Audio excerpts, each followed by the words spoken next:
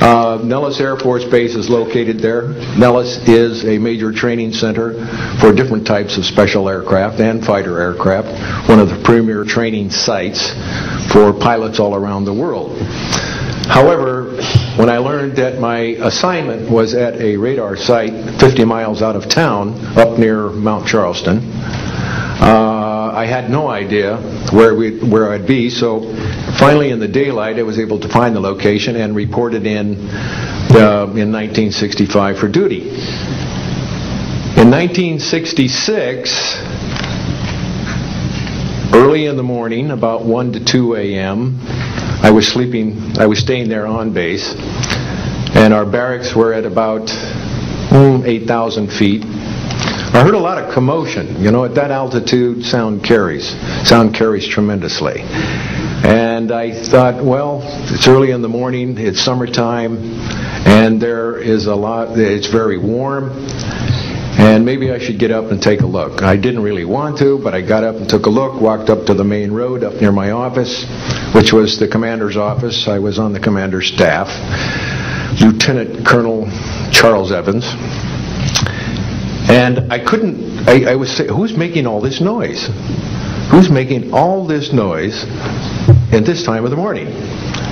So when I got within about 50 yards of the 4 or 5 people that were standing there, one being the chief of security, they were looking up in the air, and I said, gee, their heads are all looking at the same direction. Well, I looked up to the west, northwest, and to my amazement, there were lights flashing around the sky, moving at anywhere from what seemed like 2,400 to about 3,800 miles per hour.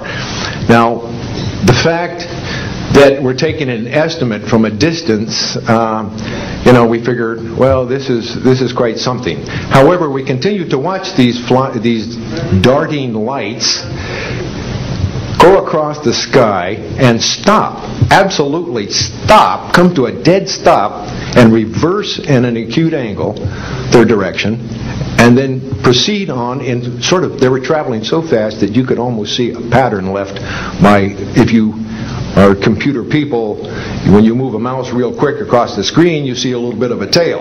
Well, that's exactly the way these 6 or 7 craft worked. After 5 minutes of watching these things, they all seemed to group up to the northwest. Okay? They started to come in on a circle. But what I would like to point out is that where they were putting on their display in the northwest sky, just directly east of that is what is known as Area 51.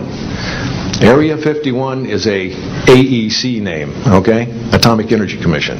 That was the old name for Atomic Energy Commission. We knew it as the Groom Lake Flight Test Facility in the Air Force. And it was where we tested our aircraft after we got the prototype made from the Skunk Works. So here are these, let's get back to the circle in the sky.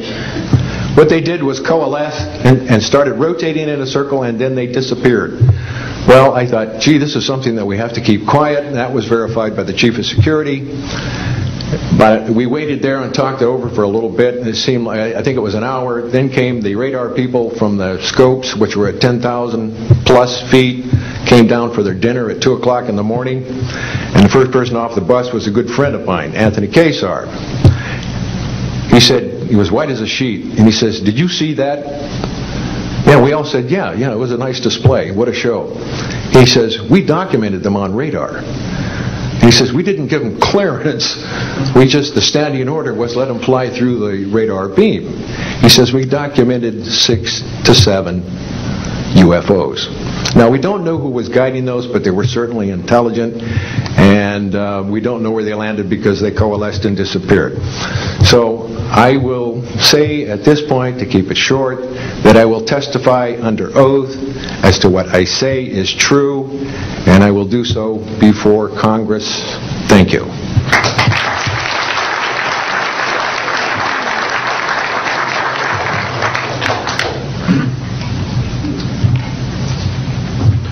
My name is Robert Solis. Contrary to what it says on the card, I was not a lieutenant colonel in the Air Force. I was in the Air Force active duty after I graduated from the Air Force Academy in 1964 until 1971 and separated as a captain. In March of 1967, I was stationed at Malmstrom Air Force Base, Montana, as a missile launch officer, Minuteman missiles. On an early morning of March 16th, 1967, I got a call from my security guard, primary security guard upstairs. We had about 6, as I recall, flight security airmen upstairs. I was downstairs 60 feet underground in a capsule monitoring and controlling 10 nuclear-tipped Minuteman missiles. I got a call that morning that they were seeing strange lights flying in the sky. I disregarded that call, told them to call me when something more significant happened. I got another call subsequent to that call, and this time it was a more intense tone in the guard's voice. It was very clearly very frightened. He said there was a bright, glowing red object hovering outside the front gate. It was oval-shaped. He had all the other guards out there with their weapons drawn. Right after that call, I woke up my commander, who was on a rest period, Fred Mywald, a retired colonel now, and told him about the phone calls. As I was telling him about the phone calls, my weapons started going down, one after the other. They went into a no-go condition, what we call a no-go condition. They were unlaunchable. We lost somewhere between 6 and 8 weapons that morning within minutes of having received that second phone call of a UFO hovering outside the front gate. Again that morning, after reporting it to the command post, we were informed that a very similar incident happened at Echo Flight. I was at Oscar Flight. They lost all 10 of their weapons under similar circumstances, very similar circumstances, where UFOs were sighted over the launch facilities. They had maintenance crews and security crews out there that had spent the night, and they were reporting UFOs over those sites. And the commander of that flight was Eric Carlson. He also separated as a captain, and the deputy commander was Walt Fiegel, retired as a lieutenant colonel. We have those witnesses that I just mentioned, the names I just mentioned, have spoken of this event before, and they will back up this story. We also have documentation that I received through FOA requests from the Air Force outlining the Echo Flight incident, and including in that documentation a reference to UFOs. We have telexes covering this incident, and in one telex it says the fact that no apparent reason for the loss of 10 missiles can be readily identified is cause for grave concern to this headquarters. This was from SAC headquarters. So we've got those telexes. I've got about 12 witnesses that'll verify parts of this story, including of a man who investigated the incident afterwards for the Air Force, and you'll hear a little bit more about that from the next witness.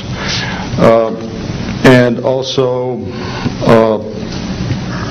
another guard that witnessed a UFO in that same time period, and another officer who retired a full colonel who had other reports of UFOs. Ancillary to that, excuse me, I've got the complete report on a Minot, North Dakota incident. That was Minot Air Force Base, North Dakota, which happened in August of 1966. Very similar. UFOs sighted over missile silos.